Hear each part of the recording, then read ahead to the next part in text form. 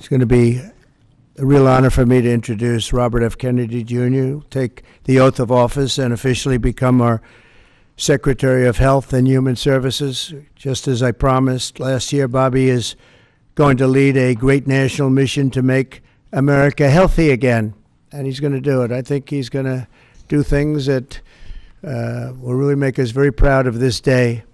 Like his father, Senator Robert F. Kennedy, and his uncle, President John F. Kennedy, Bobby has devoted much of his life to serving his fellow Americans in his campaign for president, and he was a very tough competitor. I did not like it at all. I said, let's get him on my side. But in his campaign for president in 2024, Bobby brought together a coalition of supporters across party lines, and he really worked very hard, and he had tremendous support, unbelievable support, and I think a lot of that support came my way when we decided to do a little merger, and it was really great, and it was very loyal, incredible people. They believe in him so strongly because he's a fierce advocate for the health of our children and for the values of free speech, democracy, and peace. And people are going to be very impressed, I have no doubt. I've known him a long time. He's been a friend of mine a long time. Perhaps most importantly, though, Bobby created a nationwide movement made up of millions and millions of mothers and fathers and young people and concerned citizens of every background who want to end and this horrible chronic disease crisis that exists in America. He's absolutely committed to getting dangerous chemicals out of our environment and out of our food supply and getting the American people the facts and the answers that we deserve. After years in which our public health system has squandered the trust of our citizens, and they really have. They don't trust us. They don't trust anybody, frankly. They've gone through hell. There's no better person to lead our campaign of historic reforms and restore faith in American health care. And Bobby's going to do it. The United States spends more money in health than any other country on earth, but we're growing sicker every year. We're not as healthy as countries that spend just a fraction of what we spend, so there's something wrong. He's going to figure it out. In recent decades, we've seen staggering increases in cancer rates across all age demographics, including more than 40% increase in childhood cancer since 1975. Who can believe that? And an explosion in other chronic childhood illnesses. Not long ago, 1 in 10,000 people, children, had autism. Now it's 1 in 36. Think of that. 1 in 10,000. 1 in 10,000. Now it's 1 in 36. Who can believe that? There's something wrong. There's something wrong. And I think it's something that can be found out. In 2022, more than 40% of children had at least one chronic health condition, and today nearly 80% of young adults do not qualify for military service, in large part for health reasons. Think of that, 80%. Something is wrong, and that's why immediately after Bobby is sworn in, I will be signing an executive order establishing the President's Commission to make America healthy again. We have some great people on that commission. Chaired by our new secretary, this groundbreaking commission will be charged with investigating what is causing the decades-long increase in chronic illness, reporting its findings, and delivering an action plan to the American people. And it's going to be a plan that people are really waiting to hear. Bobby, I want to thank you. You've gone through a lot. It's taken great courage. You've been amazing, actually. I'd call him. I'd say, you're going to be okay. And he said, I know. I really do. He's really been supported amazingly by Cheryl and his family. And it was very tough. It was a very nasty group of people that were after him, but he was tougher and he was smarter than they are, and that's why he's here today. There are very few people that could have withstood the assault, but he was able to. So I just want to congratulate you, and we have a very special person here to swear you in, a man that I think has done just, I think he's just an amazing man. As you know, his name happens to be Gorsuch, and he's a member of the Supreme Court in extremely good standing. He's highly respected by everybody. And I didn't know, are you two friends or something? Or did this just happen to be the justice. Did this just happen to be the luck of the draw? What happened? I reached out to him. Did you reach out? Well, you reached out to a very good man. So please, if you would, thank you very much.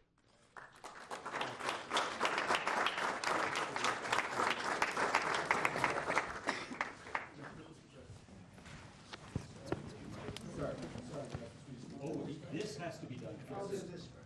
Sorry. I'm going to make this a good one, right?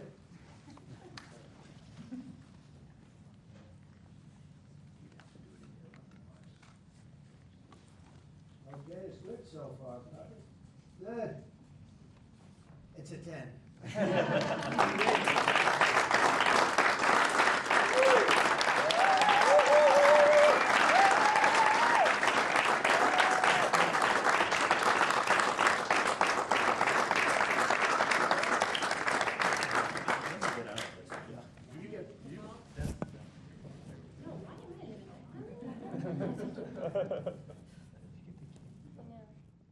Go in there, get the kid in there, show him out, if you would, kid.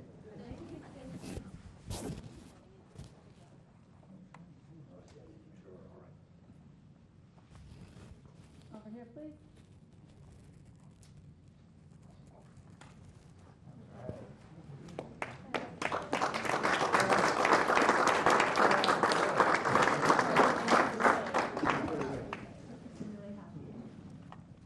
Would all the family like to join?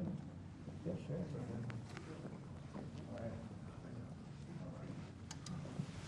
Please place your left hand on the Bible and raise your right. I, Robert F. Kennedy, Jr., I, Robert F. Kennedy Jr., do solemnly swear do solemnly swear that I will support and defend that I will support and defend the Constitution of the United States the Constitution of the United States against all enemies, against all enemies, foreign and domestic, foreign and domestic, that I will bear true faith and allegiance to the same, that I will bear true faith and allegiance to the same, that I take this obligation freely, that I take this obligation freely without any mental reservation without any mental reservation or purpose of evasion, or purpose of evasion, and that I will well and faithfully discharge and that I will well and faithfully discharge the duties of the office the duties of the office on which I am about to enter. on which I'm about to enter. So help me God. So help me God. Congratulations, Mr. Secretary.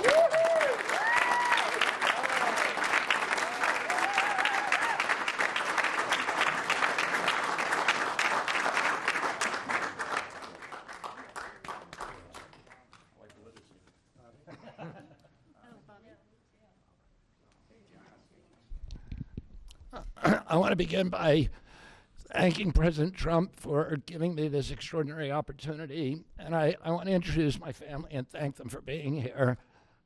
My wife, Cheryl, my cousin, Anthony Shriver, my daughter, Kik, my other daughter, Kira, Catalina Shriver, Joey Shriver, Jackson Hines, and Amaryllis Kennedy. And I want to thank all of you for your support and throughout this whole 2.5-year journey. My first time in this Oval Office was in 1961, and I came here to meet or 1962. I came here and I had a meeting with my uncle, who was president then, where we talked about the environment. He was involved deeply, as we all know, in restoring physical fitness in this country.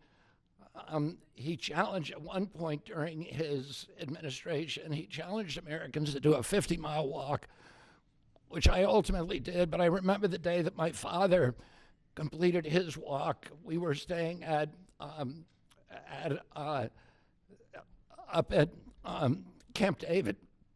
And my father came in after 18 hours walking on the C&O towpath with his feet bleeding and blisters on them. My father had one of his best friends was Al Lowenstein. And Al Lowenstein ultimately was a congressman from New York who was assassinated himself in 1980. But Al Lowenstein had started the Dump Johnson movement to get rid of President Johnson and end the Vietnam War. And at the time that he started it, people just thought it was a fool's errand. And ultimately, he asked my father to run for president against Johnson. My father wouldn't do it at that time, and he asked Gene McCarthy. McCarthy did it, and he joined that campaign.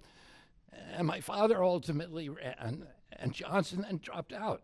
So Al Lowenstein succeeded. And although Al Lowenstein was on the other side now, running against my father with Gene McCarthy, my father wrote him a note, a quote from Emerson, where he said, "If a single man plant himself firmly on his own ideal and there abide, the whole wide world will come round to him." For 20 years, I've gotten up every morning on my knees and prayed that God would put me in a position where I can end the childhood chronic disease epidemic in this country. On August 23rd of last year, God sent me President Trump. And he gave me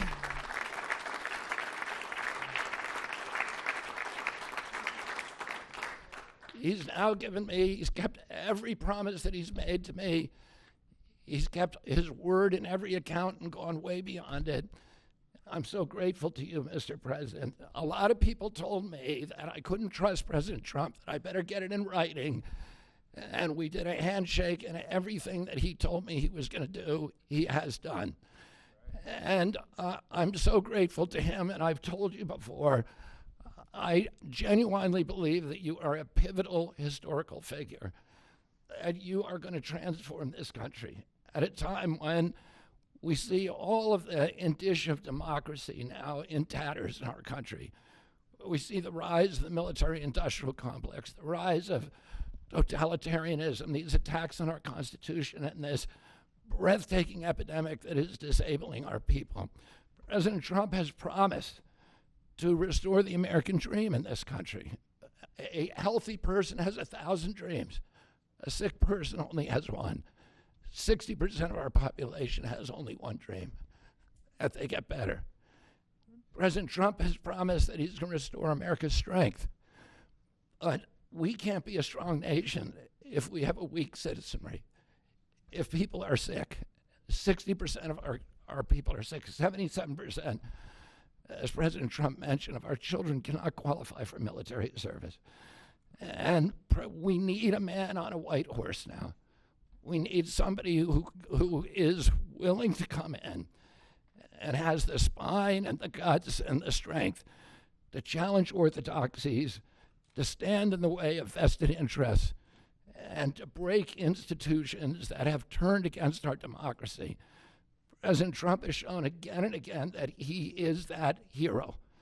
And most recently, I greatly appreciate it, and I called you the day that you announced the termination of USAID. My uncle started USAID in 1961 for humanitarian purposes, to put our country on the side of the poor.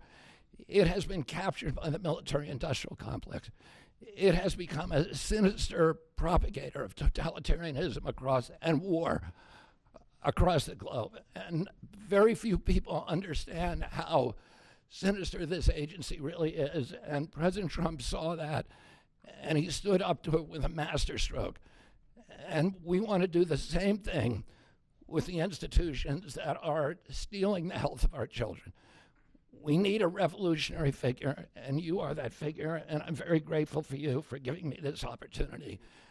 I want to recognize some of the allies that I've had in this battle for a long time: Senator Rand Paul, Senator Ron Johnson, Senator Roger Marshall, Marjorie Taylor Greene, and Buddy Carter, who've all been champions of the MAHA agenda before I even came along. I'm very grateful for you for standing strong. Thank you very much, President Trump.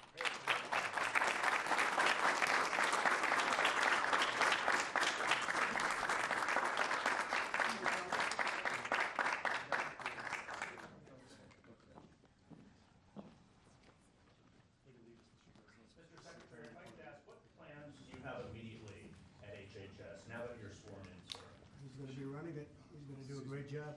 What would you like That's to my see plan. first? He's going to find out a lot of secrets that have been maybe kept from us, but he's going to come up with some solutions to some big problems, health problems, and I think he's going to go down in the record books. I really have confidence. This group has great, even Rand has confidence, and that doesn't happen often. Thank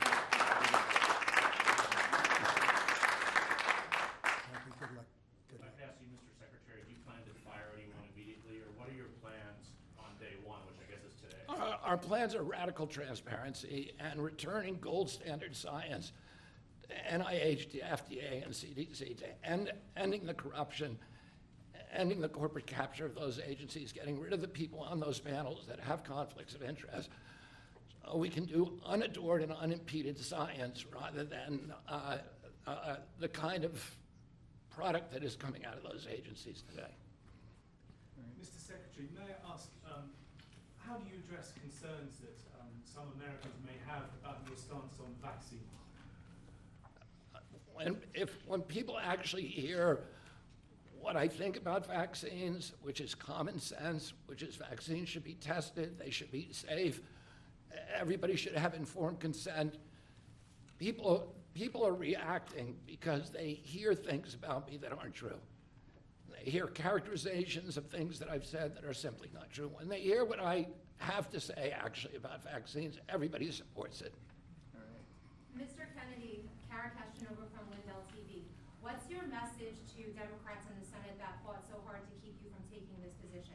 And congratulations, by the way. And President Trump has promised to be the president for all Americans, and he has said to me that he understands that there's no such thing as Republican children or Democratic children. All of our children need to be protected, and whether you're in a blue state or red state, I'm going to do everything I can to work with you, whether you're Democrat or Republican, to restore child's health in this country. Mr. Secretary. Great job. Great job. Thank you all very much. Thank you.